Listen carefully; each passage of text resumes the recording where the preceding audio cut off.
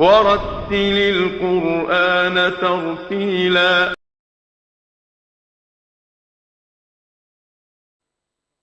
بسم الله الرحمن الرحيم، والصلاة والسلام على أشرف الأنبياء والمرسلين نبينا محمد عليه أفضل الصلاة وأتم التسليم. رب اشرح لي صدري ويسر لي أمري واحلل عقدة من لساني يفقه قولي. اللهم اجعلنا من الذين هدوا إلى الطيب من القول وهدوا إلى صراط الحميد. اللهم علمنا ما ينفعنا وانفعنا بما علمتنا وزدنا علما، إنك أنت العليم الحكيم. ربنا افتح بيننا وبين قومنا بالحق وأنت خير الفاتحين. أما بعد، نذكركم بحديث النبي صلى الله عليه وسلم على فضيلة هذه الأيام. قال نبينا وحبيبنا عليه أفضل الصلاة وأتم التسليم: ما من أيام أحب الأعمال فيها إلى الله من هذه العشر، يعني العشر من ذي الحجة، إلا رجلا خرج مجاهدا في سبيل الله ولم يرجع من ذلك بشيء. أفضل أيام الدنيا كما قال العلماء هذه العشر، فتزودوا يا عباد الله فإن خير الزاد التقوى. كنا قد تكلمنا في الحلقات السابقة وقد وصل بنا المسير في كتابه سبحانه وتعالى في سورة البلد. والمقصود بالبلد إن قصد في كتاب الله هو البلد الحرام. قال ربنا سبحانه وتعالى: والتين والزيتون وطور السينين وهذا البلد الأمين.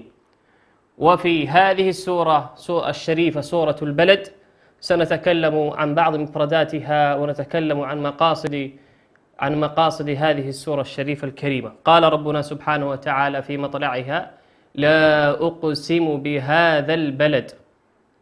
لا أقسم بهذا البلد. وهذه السورة تسمى سورة البلد، وكذلك تسمى سورة لا أقسم بهذا البلد. وقول سبحانه وتعالى لا أقسم بهذا البلد، يقسم ربنا سبحانه وتعالى بالبلد الحرام وهي مكة، وهي مكة المكرمة، والتي فيها وهي أطهر بقاع الدنيا وأحب البقاع إلى نبينا صلى الله عليه وسلم، وهي البيت المعمور وهي مكة. قال ربنا سبحانه وتعالى: وأنت حل بهذا البلد، أي يا محمد كل ما في هذا البلد حلال لك. وكذلك من الحل أنه نبينا صلى الله عليه وسلم فتح مكة الفتح العظيم في قوله: إنا فتحنا لك فتحا مبينا. سبحان الله.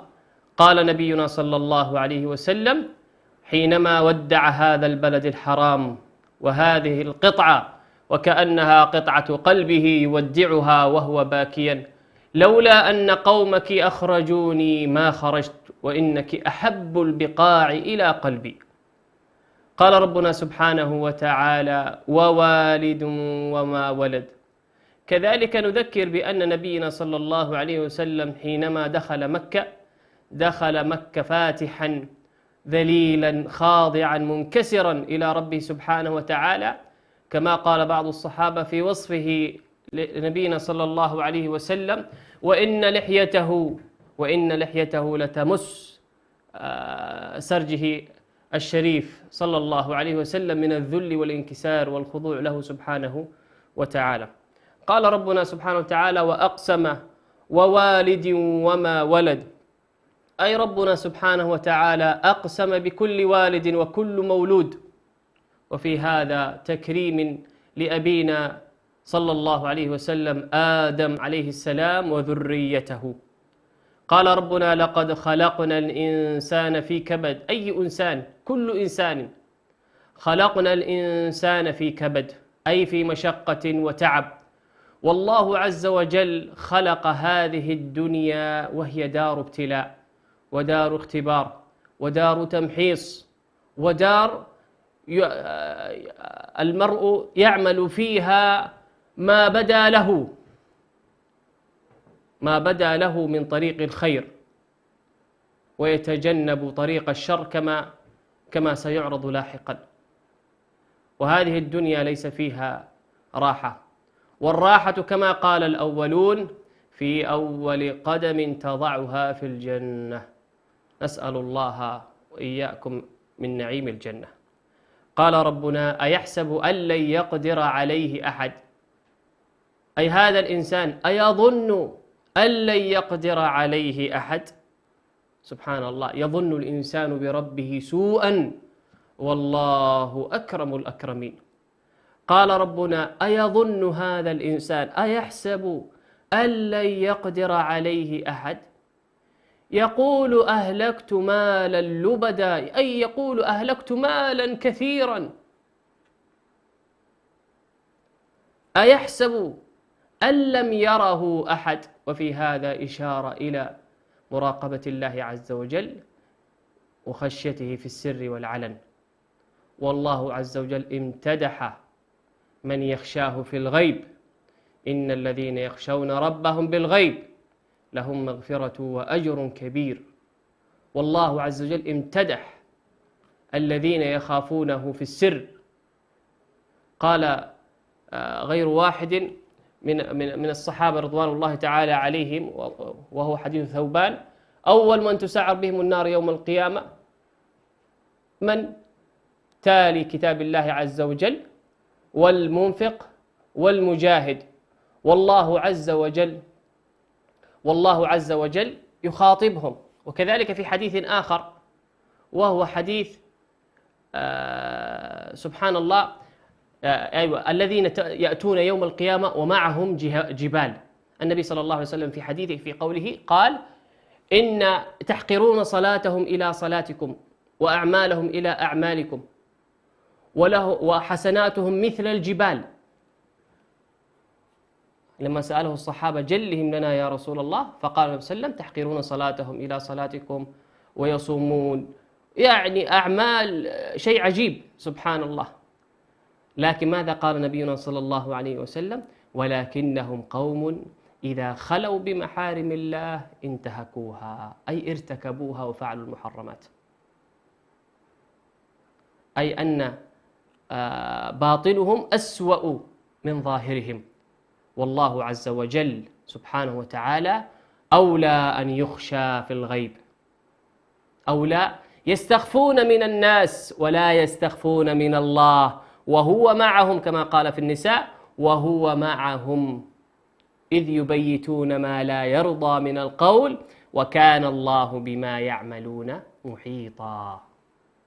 خشية الله في السر هي أفضل ما يتقرب به إلى الله سبحانه وتعالى. وكذلك في حديث أبي هريرة رضي الله تعالى عنه والذي رواه الإمام مسلم: 7 يظلهم الله في ظله يوم لا ظل إلا ظله. وذكر منها: ورجلا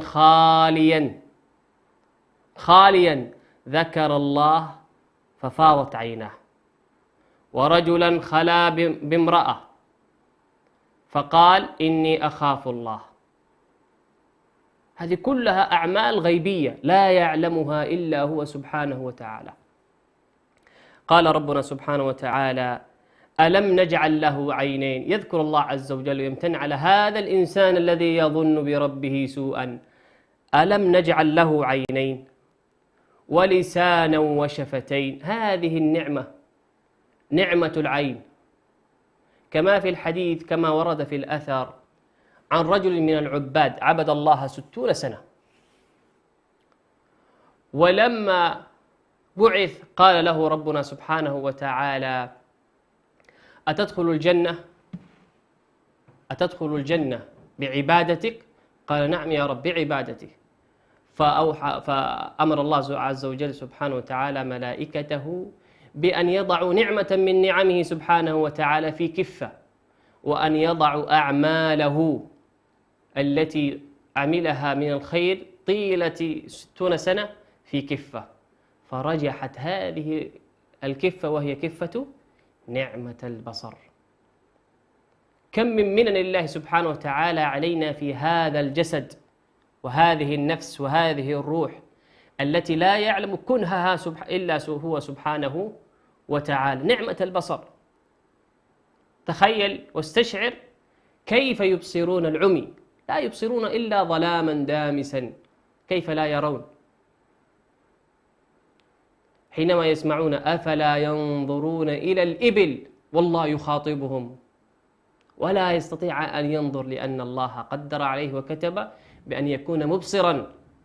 وما يستوي الأعمى والبصير، وهي من نعم الله عز وجل، وهي نعمة البصر والرؤيا، العينين. ألم نجعل له عينين ولسانا وشفتين؟ وخص الله من هذا الجسد اللسان والشفتين.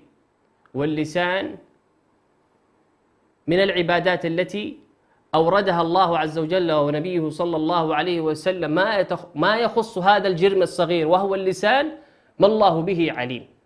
وهذا اللسان هو الذي يورد المهالك، هو الذي يورد النار. قال نبينا صلى الله عليه وسلم ماذا يقول؟ يقول نبينا صلى الله عليه وسلم أخوف ما أخاف عليكم ألسنتكم، أو كما قال صلى الله عليه وسلم. وكذلك من خطر اللسان قول معاذ رضي الله تعالى عنه: يا رسول الله أو إنا مؤاخذون بما نقول؟ قال ثكلتك أمك يا معاذ. وهل يكب الناس على مناخرهم أو على وجوههم إلا حصائد ألسنتهم؟ وأبو بكر الصديق الذي ضمن له نبينا صلى الله عليه وسلم الجنة يقول: هذا الذي أوردني المهالك، هذا اللسان. قال نبينا صلى الله عليه وسلم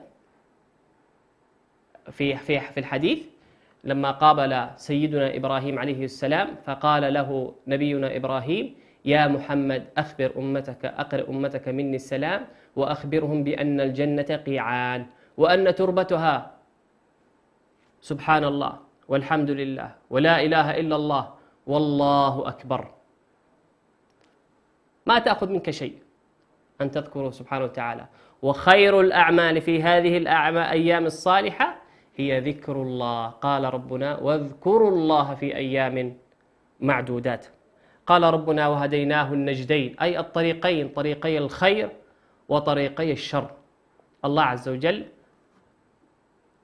ألهمنا سبحانه وتعالى وخيرنا وقدر لنا أن نختار طريقي الخير وطريق الشر، فمن وجد خيرا فليحمد الله، ومن وجد غير ذلك فلا يلومن إلا نفسه. قال ربنا: فلا اقتحم العقبة. هذا الإنسان فلا اقتحم العقبة، أي هل لا تجاوز هذه العقبة وهي عقبة الآخرة. عقبة الآخرة، كيف تصل للآخرة؟ بينك وبين الآخرة عقبة كؤود مثل الجبل، لا بد أن الإنسان أن يتجاوزها. كيف يتجاوزها؟ قال ربنا: فلا اقتحم العقبة، أي هل لا تجاوز هذه العقبة؟ وما أدراك ما العقبة. هنا تأتي الأعمال الصالحة التي ذكرها ربنا سبحانه وتعالى. وما أدراك ما العقبة، فك رقبة، أي عتق الرقاب، عتق العبيد. فك رقبة أو إطعام في يوم ذي مسغبة، أو إطعام المساكين الذين يعيشون في مجاعة شديدة، أو إطعام في يوم ذي مسغبة، يتيما ذا مقربة. وخير الإنفاق على اليتيم الذي لا يجد له كافل، الذي لا يجد له كافل، أو من كان قريبا، كما قال أهل العلم: يتيما ذا مقربة، أو مسكينا ذا متربة، أو مسكين لا يجد قوت يومه. وربنا سبحانه وتعالى حث وحض على الإنفاق على المسكين، وذم أقواما لا يحثون على إطعام المسكين. قال ربنا كما في سورة الفجر: ولا تحاضون على طعام المسكين، كلا بل لا تكرمون اليتيم ولا تحاضون على طعام المسكين. وربنا عز وجل أمر بالإنفاق، يسألونك ماذا ينفقون قل ما أنفقتم من خير فللوالدين واليتامى والأقربين والمسكين وابن السبيل وما تفعلوا من خير فإن الله به عليم. قال ربنا: من ينفق ومن تجاوز هذه العقبة وأنفق على اليتيم وعلى المسكين الذي لا يجد قوت يومه، قال ربنا عنه: ثم كان من الذين آمنوا وتواصوا بالصبر وتواصوا بالمرحمة. خير ما يتواصى به المؤمنون وهو الصبر، التواصي على الصبر والتواصي بالمرحمة أي بالرحمة. ربنا سبحانه وتعالى لما مدح الصحابة رضوان الله تعالى عليهم في سورة الفتح قال ماذا ربنا سبحانه؟ رحماء، محمد رسول الله والذين معه أشداء على الكفار رحماء بينهم. رحيم هذا المؤمن مع عباد الله سبحانه وتعالى، ولا يميز شيئا إلا أنه مؤمن فيرحمه. وخير ما يتعامل به الخلق هي الرحمة، والتي هي من رحمته سبحانه وتعالى. والله عز وجل حينما أمر نبينا عليه السلام موسى أن اذهب إلى الخضر ماذا قال له؟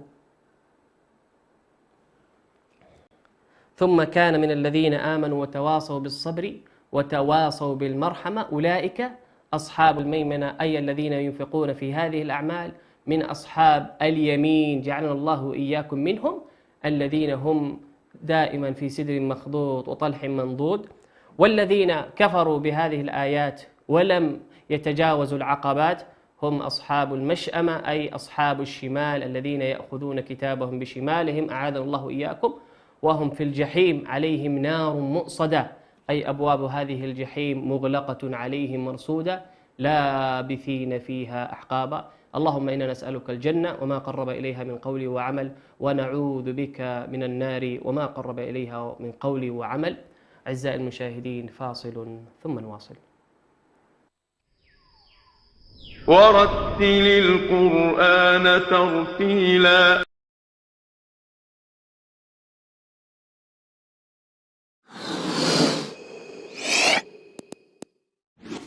بسم الله الرحمن الرحيم.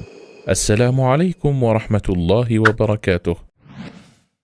من رحمة الله بعباده أن جعل للطاعات أياما ومواسم معلومات، ومن هذه المواسم 10 ذي الحجة، فيستحب فيها الإكثار من الطاعات والنوافل كالحج والعمرة والصيام والمحافظة على الصلاة والصدقة وكثرة التكبير والتحميد والتهليل وقراءة القرآن وتعلمه وغيرها من أعمال الخير. عن ابن عباس رضي الله عنهما قال: قال رسول الله صلى الله عليه وسلم: ما من أيام العمل الصالح فيهن أحب إلى الله من هذه الأيام 10. فقالوا: يا رسول الله، ولا الجهاد في سبيل الله؟ قال: ولا الجهاد في سبيل الله إلا رجل خرج بنفسه وماله فلم يرجع من ذلك بشيء. ومن أهم هذه الأيام يوم عرفة. ومن فضل هذا اليوم على سائر الأيام أنه اليوم الذي أخذ الله فيه الميثاق على بني آدم، واليوم الذي أكمل الله فيه الدين وأتم فيه النعمة على النبي صلى الله عليه وسلم وأمته، وهو يوم مغفرة الذنوب والعتق من النيران، وهو يوم عيد لأهل الموقف بعرفة. شرع النبي صلى الله عليه وسلم صيامه لغير الحاج، فقال: صيام يوم عرفة أحتسب على الله أن يكفر السنة التي قبله والسنة التي بعده. قال النبي صلى الله عليه وسلم: خير الدعاء دعاء يوم عرفة، وخير ما قلت أنا والنبيون من قبلي لا إله إلا الله وحده لا شريك له، له الملك وله الحمد وهو على كل شيء قدير.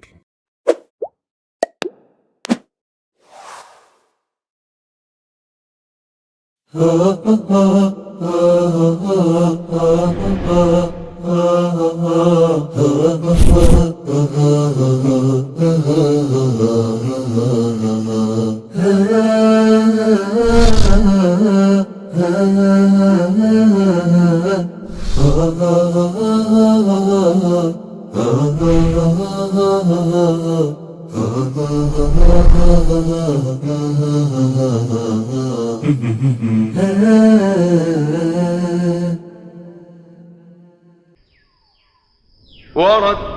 القرآن ترتيلا. بسم الله الرحمن الرحيم، والصلاة والسلام على أشرف الأنبياء والمرسلين. أما بعد، كنا قد تكلمنا في الحلقات السابقة وراجعنا بعض أحكام التجويد، وكنا قد أتممنا أحكام الميم الساكنة وأحكام النون الساكنة وأحكام النون والميم المشددتين. وها نحن الآن سنأخذ حكما جديدا ومهما كذلك، وهو حكم الأحكام الاستعاذة والبسملة. والمقصود بالاستعاذة وهي قول تالي القرآن: أعوذ بالله من الشيطان الرجيم. والبسملة المقصود بها قوله: بسم الله الرحمن الرحيم. والاستعاذة صيغتها وهي: أعوذ بالله من الشيطان الرجيم، أو أعوذ بالله السميع العليم من الشيطان الرجيم. والبسملة صيغتها: بسم الله الرحمن الرحيم. هذه هي صيغة الاستعاذة والبسملة. أوجه البسملة والاستعاذة في كتاب الله عز وجل: كيف الإنسان هل إذا بدأ افتتح السورة يستعيذ من الشيطان الرجيم ويقرأ، أو يستعيذ من الشيطان الرجيم ويقول بسم الله الرحمن الرحيم ويقرأ؟ طيب، إذا كان في نهاية السورة هل يستعيذ من الشيطان الرجيم ويقرأ، أو يستعيذ من الشيطان الرجيم ويقول بسم الله الرحمن الرحيم ويقرأ؟ كل هذا سنأخذه في هذه الدقائق المباركات. أحكام الاستعاذة والبسملة 4 أوجه، 4 لقراءة الاستعاذة والبسملة، 4 أوجه، وسنأخذ كل وجه ونمثل عليه. الوجه الأول وهو قطع الجميع، قطع الجميع. ومثاله نقول: أعوذ بالله من الشيطان الرجيم،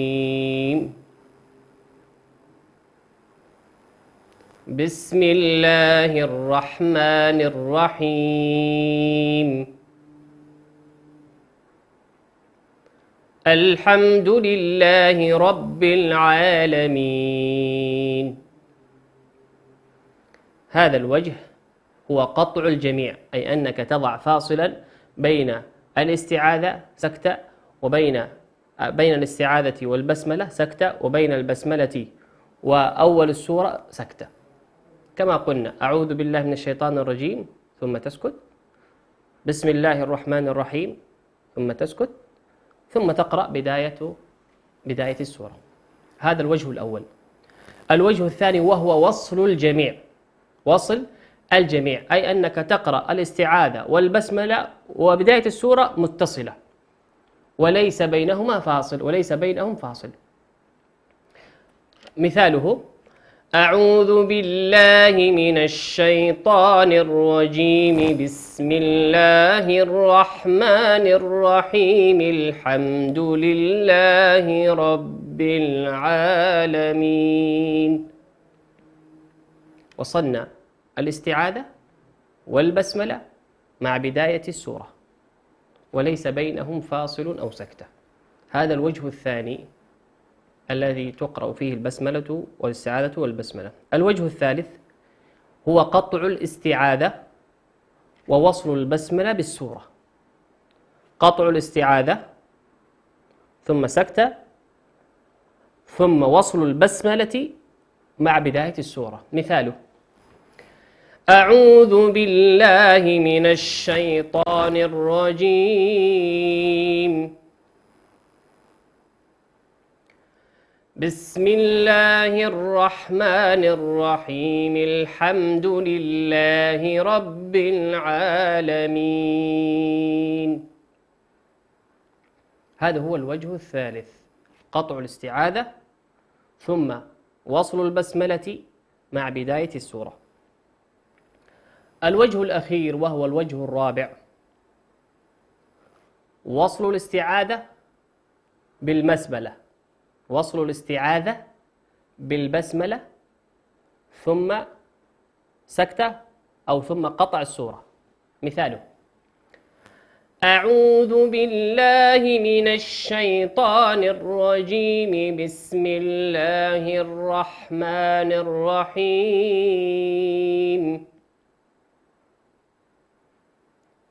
الحمد لله رب العالمين.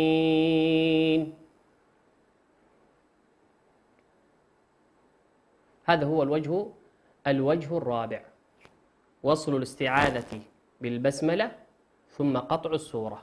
نعيد هذه الأوجه: الوجه الأول قطع الجميع، الوجه الثاني وصل الجميع، الوجه الثالث قطع الاستعاذة ووصل البسملة مع السورة، الوجه الرابع وصل الاستعاذة مع البسملة وقطع السورة. هذه أوجه الاستعاذة والبسملة. طيب، ما هي أحكام البسملة بين السورتين؟ أحكام البسملة بين السورتين 4 أوجه، 3 منها جائزة ووجه لا يجوز، وسنتحدث فيه لماذا لا يجوز. نأخذ الأحكام والأوجه التي فيها الجواز. الوجه الأول وهي قطع الكل أو قطع الجميع. مثاله ولا الضالين،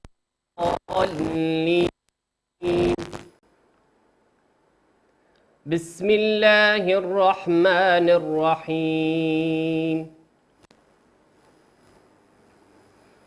ألف لام ميم. هذا الوجه هو قطع الجميع أو قطع الكل. نتكلم الآن عن أحكام البسملة بين السورتين. أحكام البسملة بين السورتين: نهاية سورة وبداية سورة. نهاية السورة على سبيل المثال في سورة الفاتحة ولا الضالين آخر آية، قلنا 4 أوجه، 3 أوجه جائزة ومشروعة، والوجه الرابع لا يجوز. وقلنا الوجه الأول من الأحكام الجائزة وهو قطع الكل، تقول ولا الضالين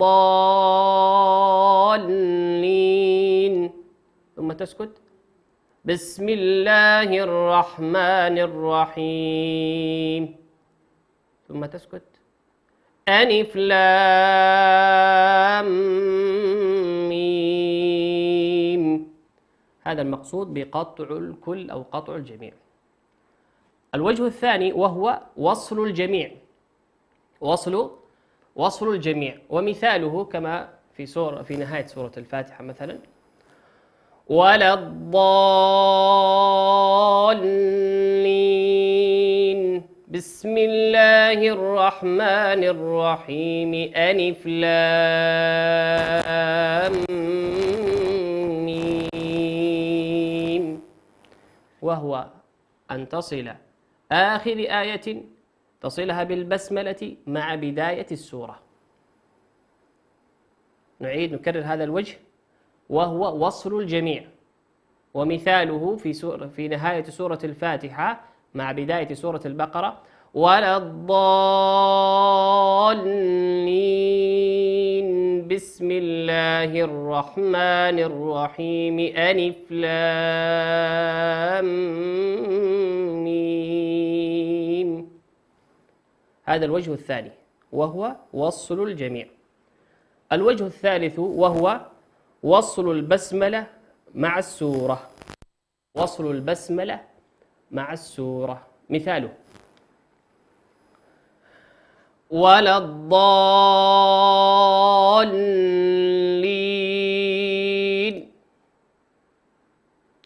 بسم الله الرحمن الرحيم، ألف لام ميم. تقرأ آخر آية ثم تسكت، أي قطع، ثم تصل البسملة مع بداية السورة. هذه هي 3 أوجه المشروعة في قراءة البسملة بين السورتين. الوجه الرابع وهو الذي لا يجوز، وغير مشروع عند أهل الفن، وهو وصل نهاية السورة بالبسملة. مثاله الوجه هو وصل نهاية السورة بالبسملة. مثاله كقوله ولا الضالين بسم الله الرحمن الرحيم ألف لام ميم. هذا الوجه لا يجوز. لماذا؟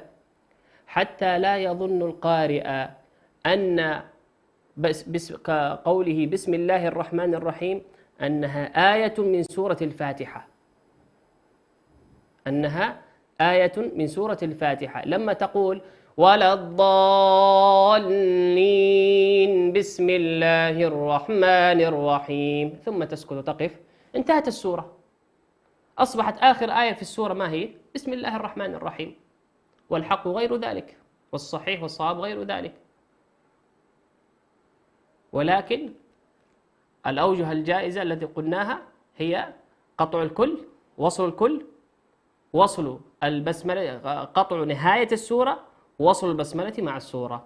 وأما الوجه الذي لا يجوز وهو وصل نهاية السورة بالبسملة كما ومثلناه ولا الضالين بسم الله الرحمن الرحيم ثم تسكت وتقرأ السورة، تبدأ بالسورة التي بعدها ألف لام ميم. هذا الوجه لا يجوز مطلقا. نفعنا الله إياكم بما نقول. كنا وصلنا في تطبيق بعض أحكام التجويد في سورة المعارج من جزء تبارك، وسنشرع وسنأخذ كذلك بعض تلاواتكم. ونذكر أعزائي المشاهدين، نذكركم بأننا نستقبل تلاواتكم على الأرقام التي تظهر على الشاشة طيلة مدة البرنامج، وكذلك على حسابات التواصل الاجتماعي لشبكة سلام الفضائية. ونشرع في قراءة سورة المعارج ونقرأها ونبين فيها بعض أحكام التجويد، كما أننا نعرج ونعلق على بعض تلاواتكم المرسلة. أحسن الله إليكم. أعوذ بالله من الشيطان الرجيم. بسم الله الرحمن الرحيم. سأل سائل بعذاب واقع للكافرين ليس له دافع من الله ذي المعارج تعرج الملائكة والروح إليه في يوم كان مقداره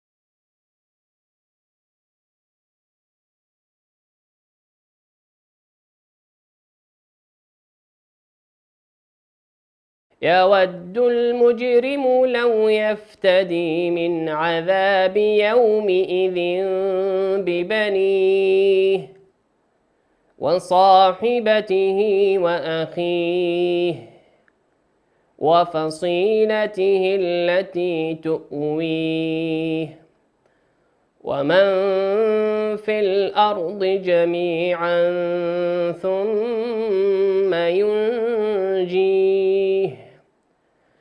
كلا إنها لظى نزاعة للشوى تدعو من أدبر وتولى وجمع فأوعى إن الإنسان خلق هلوعا إذا مسه الشر جزوعا وإذا مسه الخير منوعا إلا المصلين الذين هم على صلاتهم دائمون والذين في أموالهم حق معلوم للسائل والمحروم والذين يصدقون بيوم الدين والذين هم من عذاب ربهم مشفقون إن عذاب ربهم غير مأمون والذين هم لفروجهم حافظون. ولعلنا نستقبل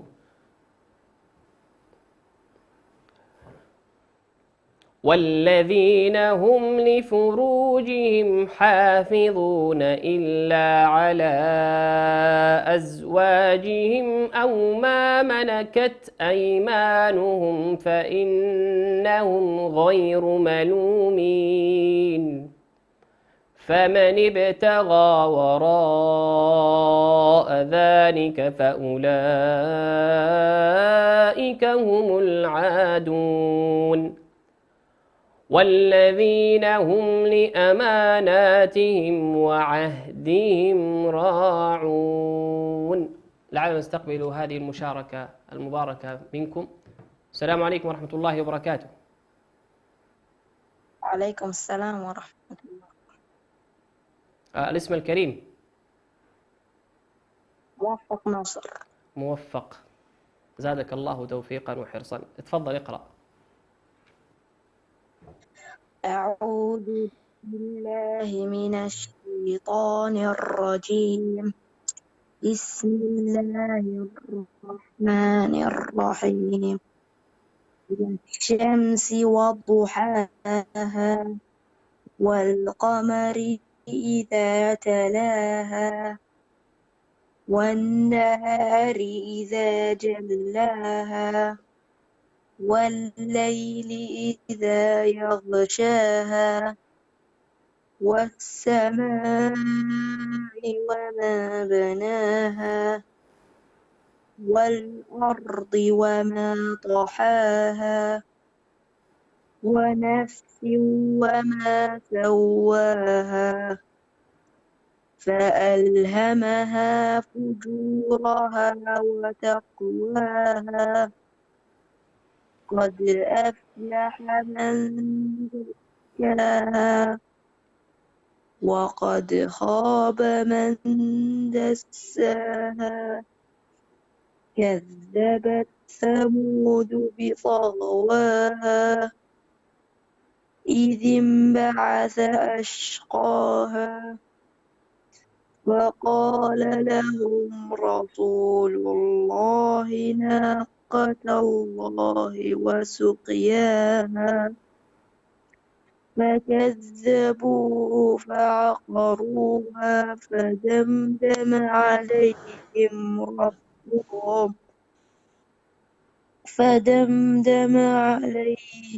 ربهم بذنبهم فسواها ولا يخاف عقباها. أحسنت يا موفق، وموفق في قراءتك. بارك الله فيك وجعلك الله من أهل القرآن. أحسنت. قراءة الأخ موفق قراءة موفقة ومسددة، ويحتاج حكم بسيط في حكم الميم الساكنة. فدمدم عليهم ربهم بذنبهم فسواها. قلنا الميم الساكنة إذا أتى بعد حرف الفاء، والفاء من حروف الإظهار، تقول بذنبهم فسواها، واحذر لدى واو وفاء أن تختفي. أحسنت، بارك الله فيك يا موفق. ولعلنا نستمع إلى بعض مشاركاتكم ونعلق عليها.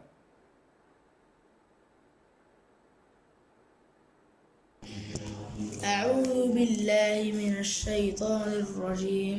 بسم الله الرحمن الرحيم. لقد كان لكم فيهم أسوة حسنة لمن كان يرجو الله واليوم الآخر ومن يتول فإن الله هو الغني الحميد.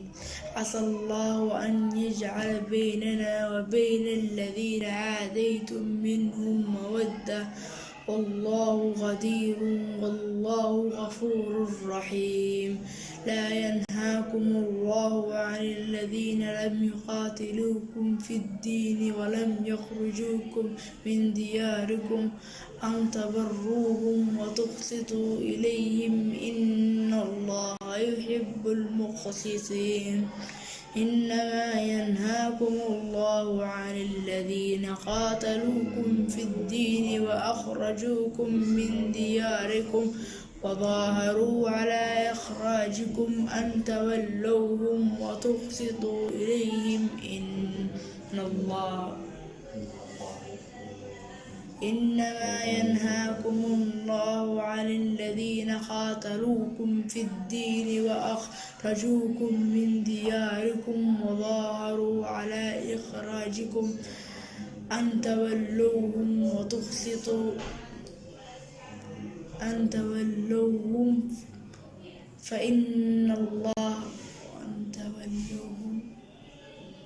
ومن يتول فإن الله أن تولوهم ومن يتول فأولئك هم الظالمون. يا أيها الذين آمنوا إذا ناجيتم أحسنت، بارك الله فيك وجعلك الله من أهل القرآن الذين هم أهل الله خاصته. ويحتاج المشارك أن ينتبه إلى بعض أحكام التجويد مثل النون الساكنة، وأن يهتم بضبط التشكيل في أثناء القراءة. جعلنا الله وإياكم من أهل القرآن. أعزائي المشاهدين، نذكركم أننا نستقبل تلاواتكم في كل حين، ونذكركم بحديث نبينا صلى الله عليه وسلم: لا أقول ألف لام ميم حرف، ولكن أقول ألف حرف ولام حرف وميم حرف، والحرف بحسنة والحسنة بعشر أمثالها، والله يضاعف لمن يشاء. جعلنا الله وإياكم من أهل القرآن الذين هم أهل الله وخاصته، وتقبل الله منا ومنكم صالح الأعمال. إلى لقاء آخر، أدعكم في حفظ الله ورعايته، والسلام عليكم ورحمة الله وبركاته. ورتل القرآن ترتيلا.